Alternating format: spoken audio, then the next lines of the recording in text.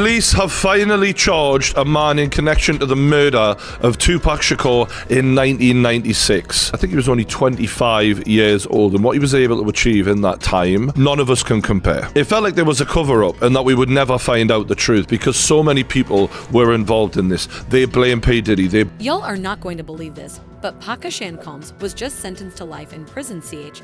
The look on his face when that verdict came down, he was shook. The whole courtroom went silent. You could hear a pin drop his mouth, dropped open, his eyes got wide. I swear he almost fell out of his seat. The prosecutors were smiling ear to ear, while Diddy's defense team looked like they'd just seen a ghost. Andy himself, he sat there frozen like a statue before his head dropped into his hands. You could feel the weight of that life sentence hit him like a ton of bricks. The emotions in that room were so intense I could barely breathe. This is one verdict nobody saw coming, least of all Diddy himself. The streets were saying he thought he was untouchable, but clearly he thought wrong. Now he's going away for life, and the hip-hop world will never be the same. You can't give it "I told you so" and it took you 27 years, mate. It's still sorry it took this long, but at least we got the guy. You don't get to gloat now. This man's doing a victory lap. Who's laughing now, huh? Still the criminal. He spent the majority of his life as a free man. He was just about to collect his old age pensioner bus pass, and now you're locking him up. His life's basically over anyway. Our goal at LBMPD has always been to hold those accountable and responsible for Tupac's violent murder accountable. Just like we do for every homicide victim in our city. He's just really using this as an opportunity to do a bit of good PR. So let's go back to the cop now who found Tupac at the scene of the crime and actually held Tupac as he took some of his last conscious breaths. Check this out. This man doesn't live far from Keffe D. They lived like a couple of streets away from each other. And this is the guy who was investigating the case. They always say it's the one closest to you. Most everybody who is involved in this whole incident is dead at this point. So I think, you run your mouth, you talk yourself into a search warrant.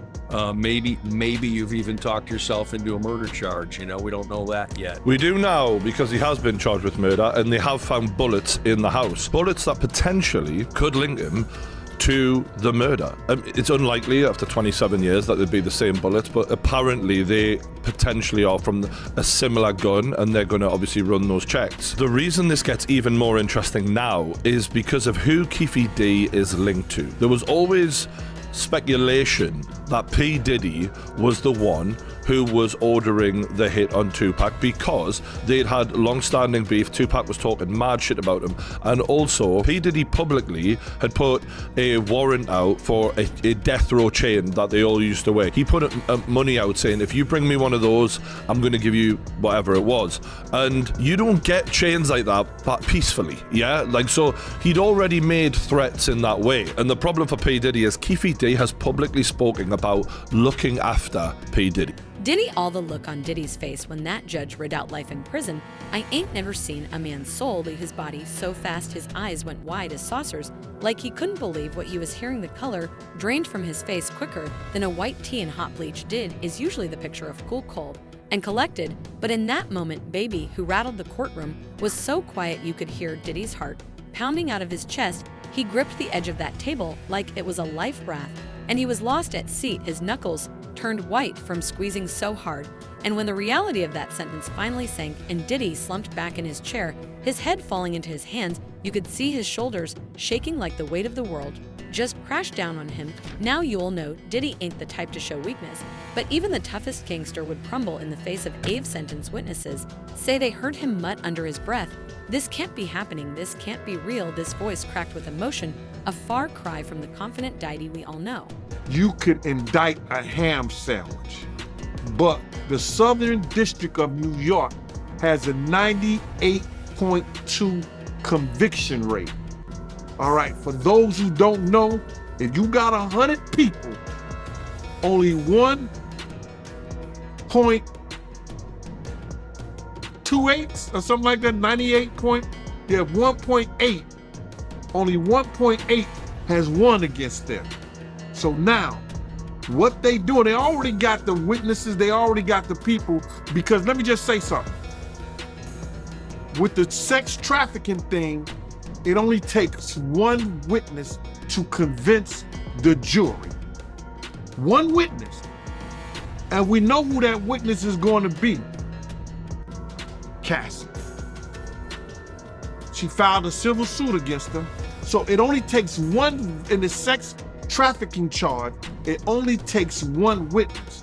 Now we got other people like Jonathan Odie, who was one of the sex workers, that he gave a testimony, or well, he gave some information to some agents that he was working, doing sexual acts with Cassie, cross states, going back and forth, this, that, and the third. So it only takes one witness. So now, the reason they haven't went after him because there's more to get into. It's more to get into. It's not only the sex trafficking, it's the guns, the alleged drugs. And I'm saying alleged because they haven't came out with any formal charges yet. But when they come out with some charges, bruh, and you hit it, the Southern District of New York do not play, and people don't play with them. So I don't understand why this stuff ever even got to this point, but it is what it is. It is what it is, bro. The reason they haven't came down and got him yet, they going through his taxes. You hear what he said? They had all the people that he did business with. That they're gonna go through everything that he did with a fine-tooth comb. And when they set that and they get what they call discovery to his lawyers, he either say, I'm gonna take the time, because if he go to court with it, 9 times out of 10, he gonna spend the rest of his life behind bars. So the reason they haven't did it at this point, it's a lot of paperwork, bro. They got a lot of people working different angles. They got the drug angle. They got the tax angle. They got the, what else? They say the drugs, the tax, and then they got the guns that were found. They got to do a trace on the guns that they were found in the house. And then if you got 250 cameras, there's a lot of footage that them agents got to go through. So they got a lot of work to do, bro. They got a lot of work. What they took, how many years to indict Keefe D? They took a lot of years to indict Keefe D. And now he's sitting in jail. So they got a lot of work to do, bro. And it ain't gonna happen overnight. So I would think that probably in the next two months or so, he might be looking at something, bro.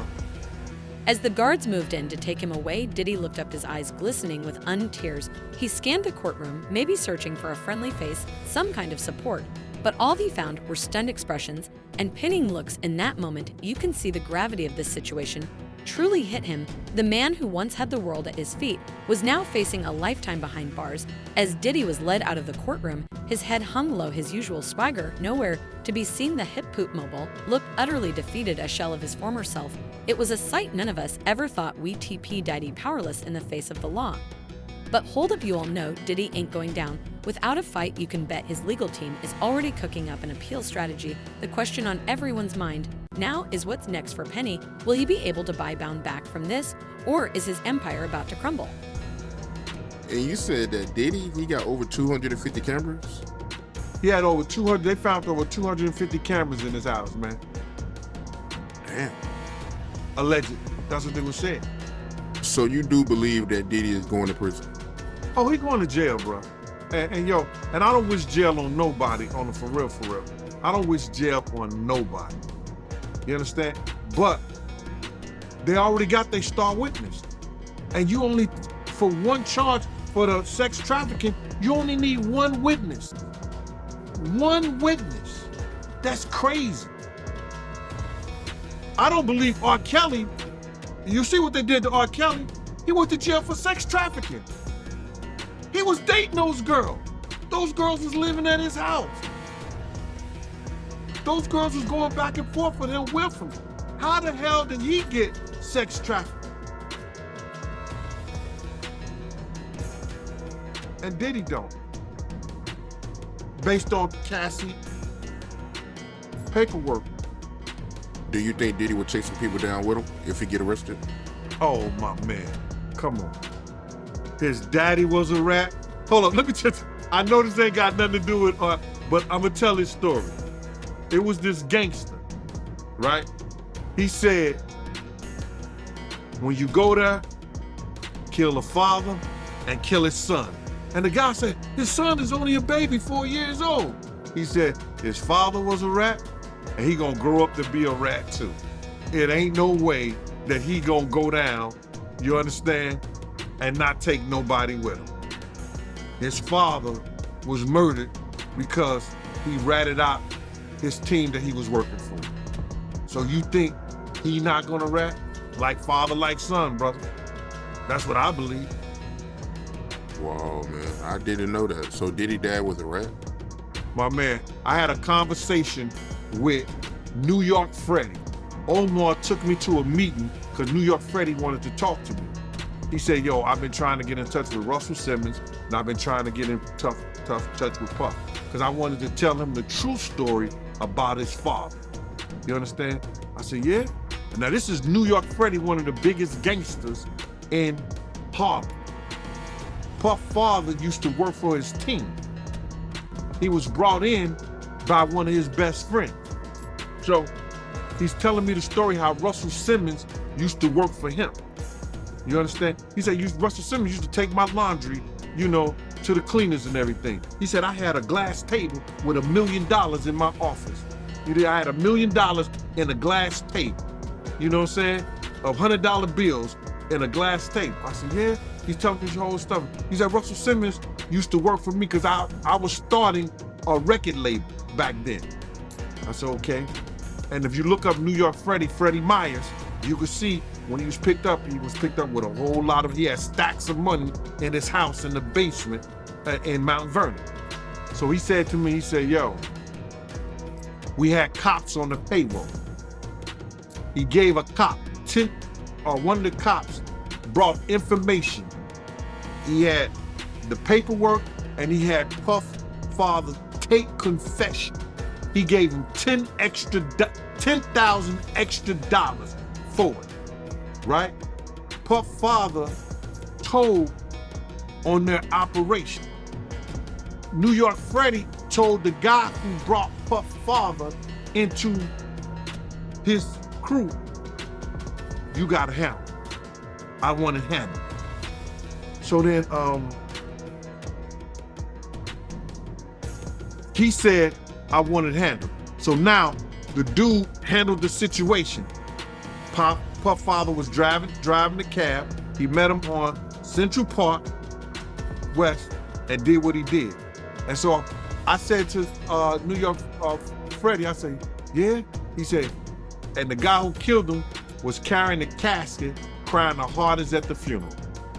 I was like, oh. Now, check this out. I was gonna tell this story on my members only page on my YouTube channel, The Gene Deal Show. Only my members, hey, but I'm gonna give it to you. It's this lady that told me she was dating Puff's father at the time, right? She was dating Puff's father at the time.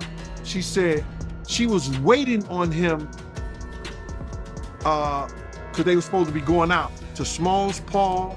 It was either Small Paul, she said, or it was this place up there on McCoon's Bridge. I got it because she texted this whole thing to me, bro.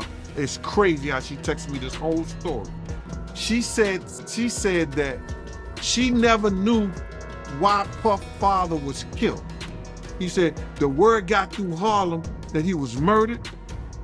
You understand? And she went up to the bar the next day and the same dudes was on his team that he worked with him, sold drugs with him. New York Freddie and their whole crew, he said they was in the bar laughing and talking like nothing had ever happened.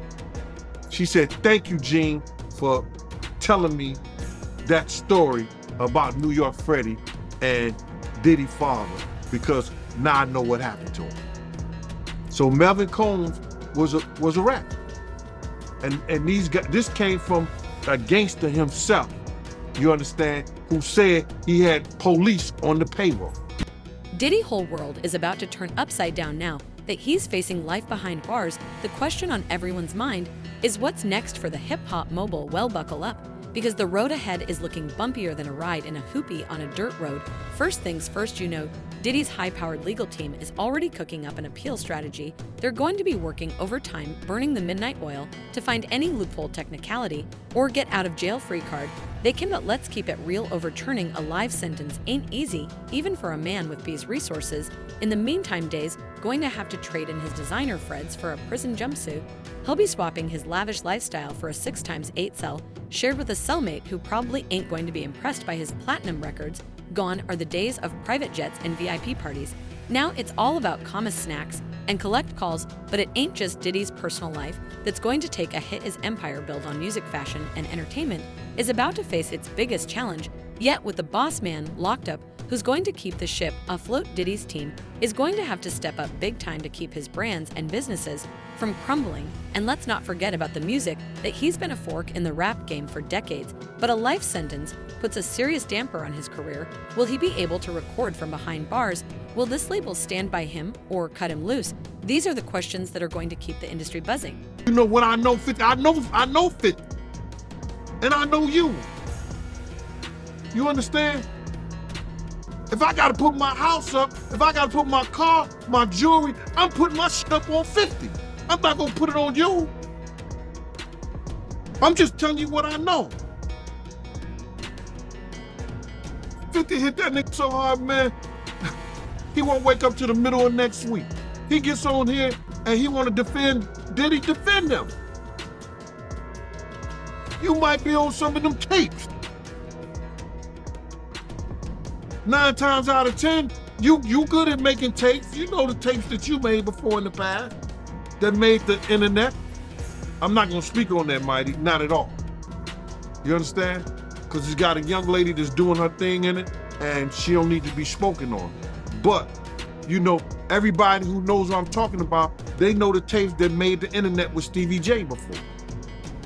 You know what I mean? So, for him to come to Puff defense, you don't have nothing. He gotta come to his defense. Heard he lost his house, heard he lost this, that, and the third, the whole 9 yards. He's staying with a grown man at another man's house. So, what else he gonna do? Puff said, y'all come to my defense? He's the only one came to his defense. In the tape that she was referring to, and you don't have to go into detail about it, I think most people would know what she was talking about, but she was referring to the sex tape between Stevie J and Eve, right? And I don't know if this is true, you can tell me, but I heard that he leaked it, right? Allegedly, yeah, he's the one who leaked it. Want to be into something, you know what I'm saying? That's how those cats do, bro. They want to be, they sit back, and because this is the new form of entertainment, and regular dudes are getting more views than they are, they get mad and they get upset. You understand what I'm saying? They get mad and they get upset because this is the new form of entertainment and a lot of people are blowing them out the water now. And they want to say crazy stuff when in fact, they wouldn't breathe hard if you was in the room with them. Yeah, that's real talk. And I was checking out one of your lives and you made a comment saying that, you know, Diddy, his ship is sinking fast because the only person that's coming out to defend him is Stevie J. Well, Diddy did a post and he said, speak now or forever hold your peace. And he sent the message to everybody that he did business with or everybody that was around him. Y'all talk, y'all speak on me. Y'all let everybody know what y'all know about me or whatever, this, that, and the third. And if they talking negative, straighten them out based on our relationship. So he put that message out there. So now people are saying, nah, bro. Like Ray J. Ray J say, yo, people want to know what it is. Because if the federal government is asking questions about you, having some pedophilia or having sex with little boys underage, why would I want to be connected to that? Why are they even asking that type of question about you? So now he's telling people, yo, speak on me, speak on me. Now people like, no, we don't even know what the charge is. We don't know what they got on you. So the safe thing for me to do is to stay away from you until we know. I'm not gonna mess, they saying I'm not gonna mess up my brand. I'm not gonna mess up me getting money, because what the internet is gonna do is that anybody that speaks up for them, they're gonna automatically think they had something to do with it. But you'll know Diddy's a fighter. He's facing haters before and come out on top. Maybe this is just another obstacle for him to overcome, or maybe this is the end of an era, the fall of a hip-hop titan, as the reality of his situation sinks. And you can bet Diddy's mind is racing with thoughts of his family, his legacy, and his future. Will he ever see the outside world again? Will his kids grow up without their father? These are the heavy questions that are probably weighing on him as he sits in that cell. The streets are already talking, and you know, the tea is about to be piping hot. Social media is blowing up with reactions from fans, haters, and everyone in between. Diddy's celebrity friends are probably blowing up his phone trying to offer support or get the inside scoop, and you know that paparazzi are camped outside the courthouse, ready to pounce on any juicy detail. Oh my God. Benjamin Brafman, he left. Either it's because his client didn't take his information, because I don't see how they even let this get to court with Cassie. You understand? She only wanted $10 million. You knew what she was putting into that lawsuit. And then you try to, one day after she filed it, pay her off and stop it. He didn't take his Benjamin Brafman legal advice, and he saw that, yo, this shit is about to be a forest. I ain't gonna be a part of this, and I'm gonna leave. Because nobody's talking about his legal team, you understand, about what they did or didn't do. But right now, he had 18 companies, all of them parted away from him. The IRS is looking at him. The federal government is looking at him. Now they trying to go into court and say because his company wasn't existed at that time of some of the alleged rapes, that what we're gonna do is we want them to take the companies out of the lawsuit. But check this out, bro. Do you ever think of this? Why did Diddy put everything in his mom and his son's name? Did he know that he was doing some things behind the scene?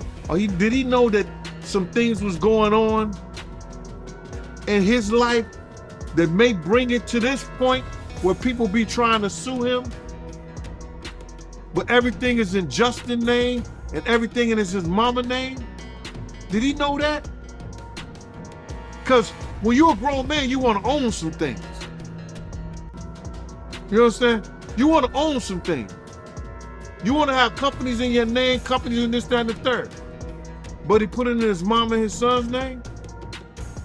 And his daughters now? I don't know, bro. How you feel about the comments that Suge made about Diddy? He made a comment saying that, you know, it's nothing to cheer about seeing what, you know, Diddy is going through right now. It's a bad day for hip hop. Well, I think Suge was being admirable to, and he didn't say Puff was an enemy or anything like that, but I think he was being admirable because he knows Puff is a father, Puff is a businessman, and Puff is a black man. I think he was very admirable, and he was being somewhat forgiving. But like I told you, I heard Puff say, I don't give a F if Pop gotta die, I don't give a F if Big gotta die, and Suge Knight can go to jail.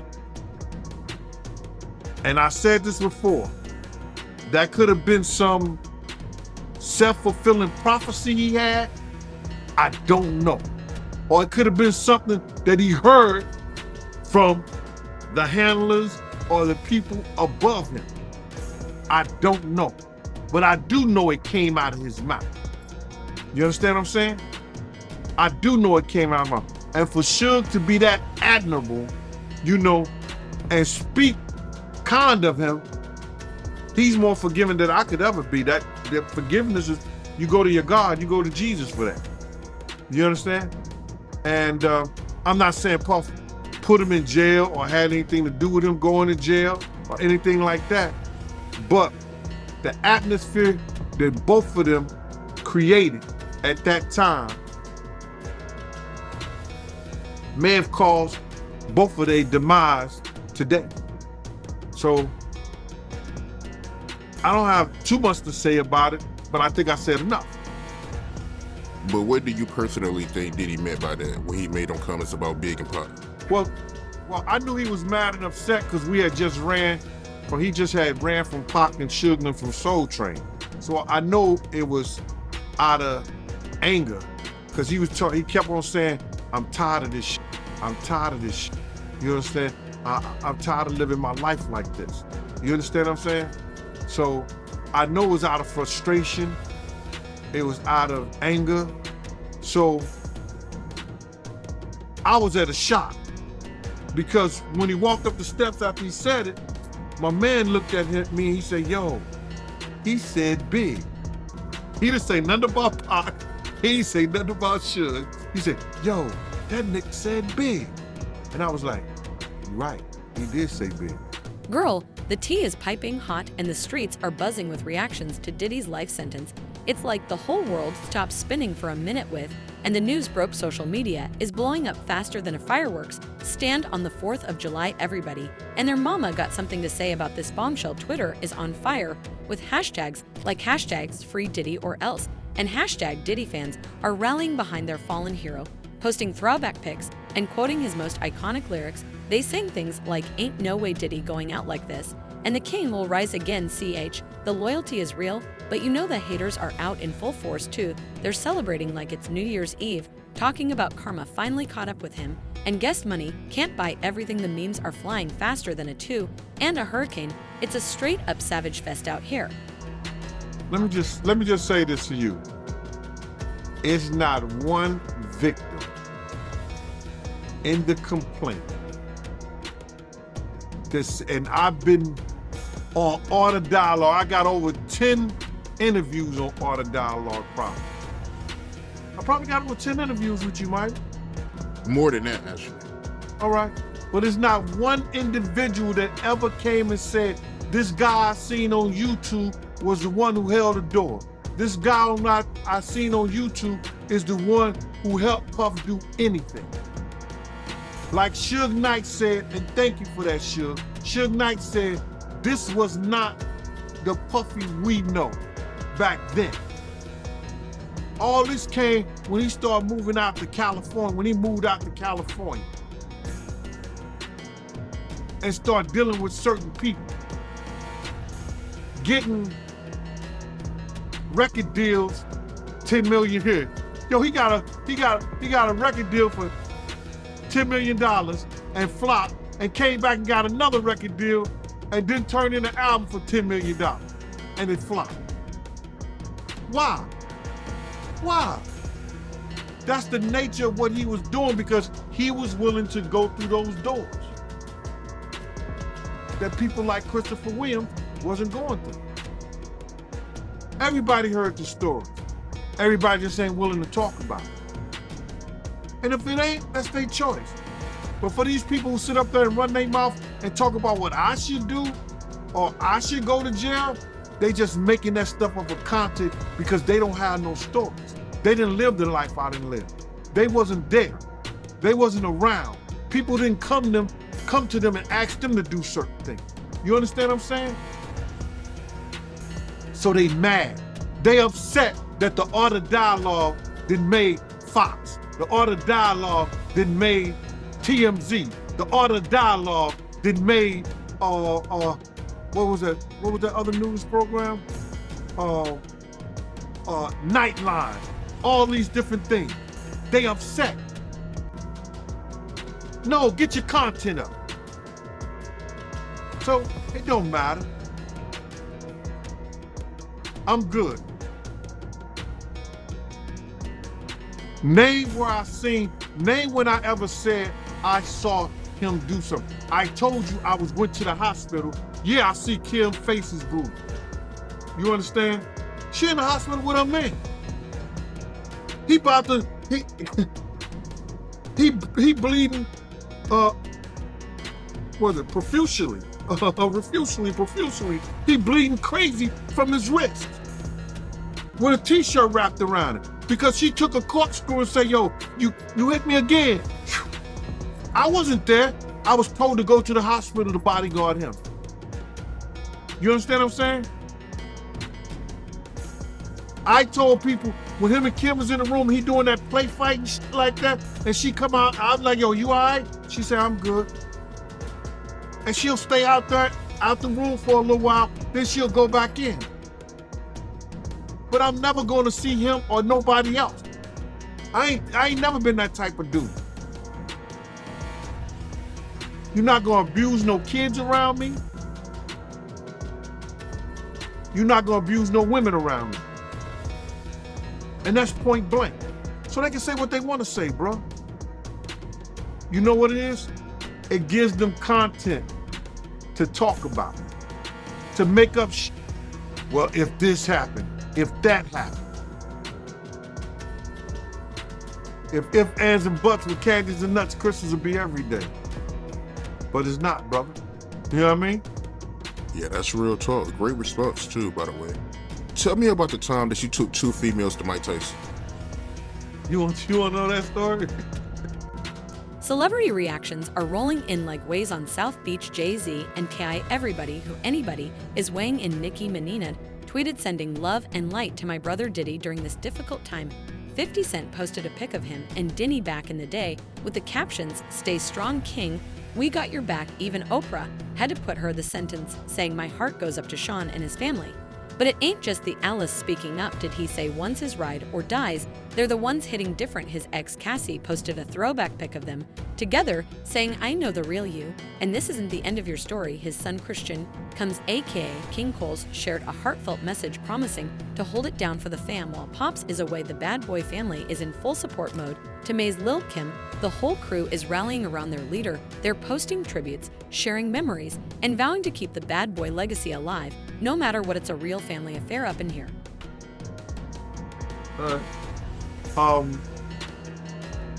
Back in the day, I used to work for the Harlem Madam. The Harlem Madam was this young lady who would go to clubs and girls who was looking to make extra money for being escorts, she would hire them to do work for them. You know what I mean?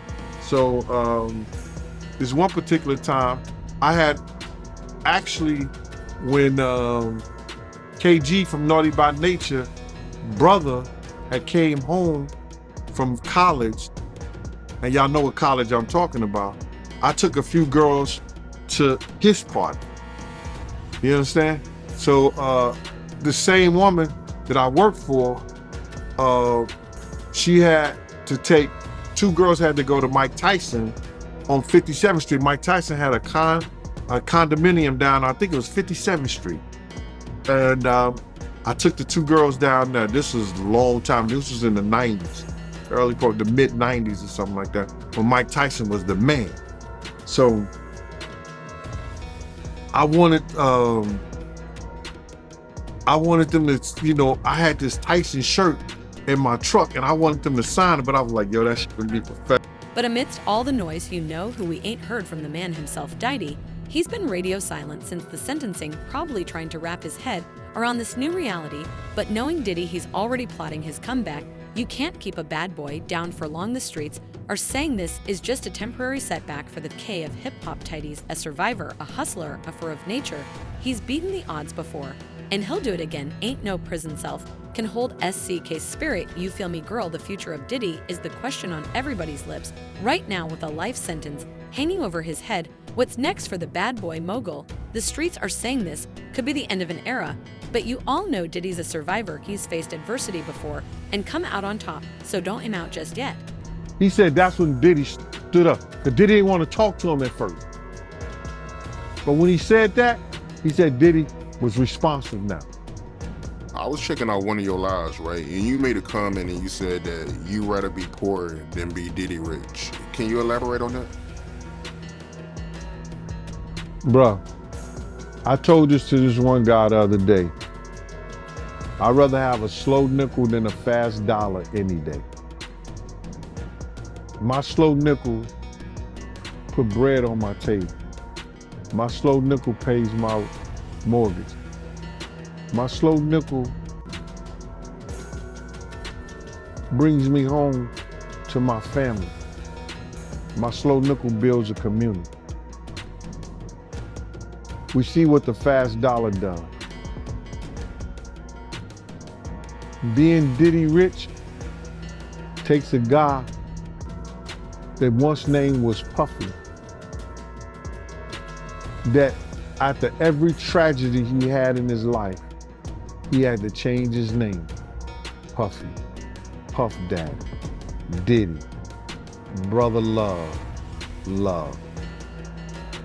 Puffy, from the DC tragedy, went to when those kids was trampled over. I think 1 or 2 kids died at a function in DC that he gave. Puffy.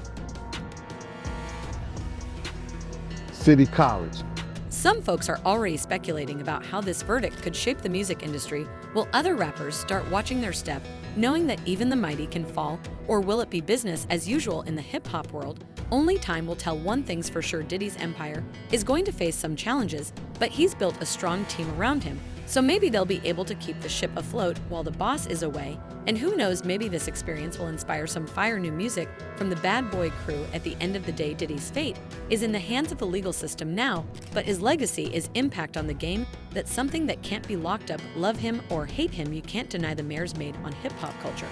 If they bring Diddy into court, all on sex trafficking, all you need to land a conviction for sex trafficking is one witness. They have one witness that made complaints about him. Can she be broken down in a good lawyer? Maybe she can. Maybe she can. But Cassie is their eyewitness and they star witness, along with Jonathan Odie. All you need is one witness to prove sex trafficking. Gene Deal, great interview, my guy. Yo, it'll be better when that indictment come down. Yep, I'm gonna go through it with a fine-tooth comb. The internet gonna be on fire when that shit happens, man. No doubt. Yep. Just even the arrest for him to appear in court is gonna be a fight for them to read the charges. Because they gotta charge him, brother. They went in his house. They took all that shit out. They have to charge him. If not, that's a multi-million-dollar lawsuit against the federal government. So what do you all think? Is this the final chapter in the Diddy story, or just a plot twist? Will the king of hip-hop rise again, or is his reign over for good? Sound off in the comments and let us know your thoughts. And if you want to dive deeper into the Diddy drama, check out our video. Gan Deal reveals shocking tales about Diddy's adopted daughter. Diddy used her for more tea on the Bad Boy dynasties. Stay tuned, because you know this story is far from over. So while the world watches and waits, placing bets on Diddy, spake the real ones know this is just another chapter in his story. Love him or hate him, you can't deny the impact he's had on the game, and that baby is the tea.